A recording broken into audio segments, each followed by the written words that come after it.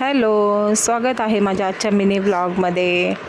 पूजा वगैरे तर करून झाली, पण टिफिन बनवायची होती म्हणून लगेचच लागले मी टिफिन बनवायला. निकू पिहू दोघांची टिफिन होती. आज टिफिनमध्ये मी त्यांच्या देणार होते शेवची भाजी, म्हणजे जे जाड्या गाठ्या शेव असतात त्याच्यासाठी मी केला पॅन गरम. पॅनमध्ये टाकलं तेल, तेलामध्ये टाकला कांदा. कांद्याला चांगलं परतून घेतलं. जास्त कांदा नाही परतायचा ह्याच्यामध्ये, कारण की थोडा कच्चासर कांदा चांगला लागतो. आणि मग कांदा टाकल्याच्या नंतर एका साईडला मी कापत होते टमॅटो. लगेचच मी टाकले त्याच्यामध्ये टमॅटो. भाजी नसली किंवा अजून जरा वेगळी टेस्ट हवी असेल तर ही शेवची भाजी बनवली तर चांगली असते. निकू पिहूला तर पहिला आवडत नव्हती, पण आता ती लोकंसुद्धा आवडीने खातात. पण ती लोकं पावासोबत खातात आणि हे आणि मी चपाती या भाकरी याच्यासोबत खातो. कांदा आणि टमॅटो थोडंसं परतून झालं, त्याच्यामध्ये टाकली मी हळदी, लाल मिरची पावडर आणि मीठ.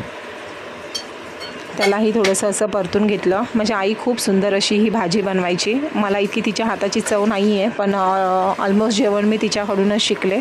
सो मी बनवण्याचा प्रयत्न करते. आता नॉनव्हेज वगैरे तर आम्ही नाही खात, नाही तर नॉनव्हेज वगैरेसुद्धा मी खूप छान बनवत होती. कांदा आणि टमॅटो मसाला टाकून चांगलं परतून घेतले मी. त्याच्यानंतर मग त्याच्यामध्ये थोडंसं पाणी टाकलं. थोडीशी सुक्कीच हवी होती, कारण की ती नंतर आकसली जाते. पूर्ण पाणी शेव ती ऑब्झर्व करून घेतो. बघा, ही तुम्ही लाल शेव पाहू शकता ना, ही मी लाल शेव त्याच्यामध्ये टाकली आहे. कुणी कुणी गाठ्याचीसुद्धा भाजी बनवतं. माझ्याकडे गाठ्यासुद्धा होते. थोडंसं त्याला जास्त शिजवायचं वगैरे नाही, या झाकण वगैरे ही ठेवायची त्याला गरज लागत नाही, कारण की जे पाणी असं ते पूर्ण शेव तर ऑब्झर्व करून घेते. सो तुम्ही पाहू शकता, हलकंसं असं पाणी ठेवलं आणि त्यांना तर मला टिफिनला द्यायची होती. सो तर सुक्कीच बनवायची होती मला. खायला तर अप्रतिम लागते. बघा, बनून झालीसुद्धा झटपट आणि 2 मिनटाचं काम.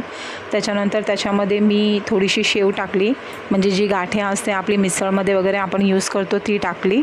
आणि पावाला थोडंसं तूप लावलं. एका गॅसवरती ठेवली होती चहा मला पिण्यासाठी, आणि त्यांची टिफिन बनवून मी रेडी ठेवली. एका साईडला निकूला रेडी करत होती.